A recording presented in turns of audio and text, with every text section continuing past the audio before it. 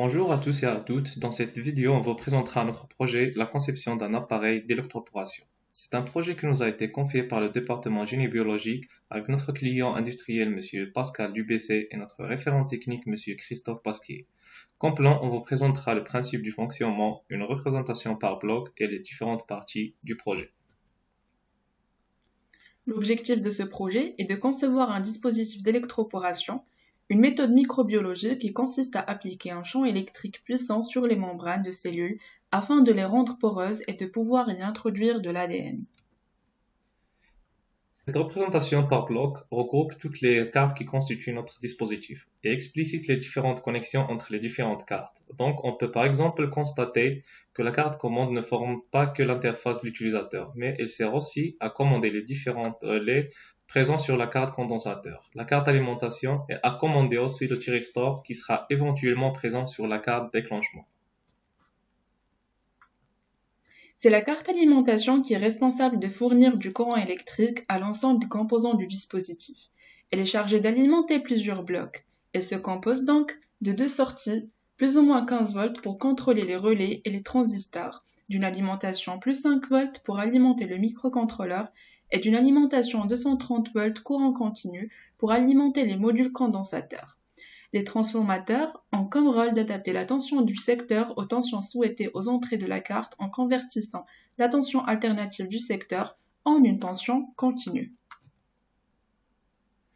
Alors, cette carte de commande doit permettre à l'utilisateur de commander la tension de décharge au bord de la fiole, par un pas de 100 volts jusqu'à 3000 volts. Il fournit à l'utilisateur un affichage des différentes informations concernant le système, comme par exemple la valeur de la résistance de la fiole, le temps de décharge, ou bien un avertissement lors d'un risque pour l'utilisateur. Cette carte doit aussi commander les relais qui contrôlent la mise en parallèle ou en série des condensateurs pour leur charge ou leur décharge, ainsi que le thyristor par lequel la décharge sur les électrodes s'effectue.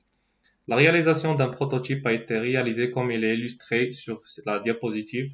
Le fonctionnement a été validé, il reste juste de lier ce prototype à l'ensemble des cartes et imprimer par la suite une carte finale de commande.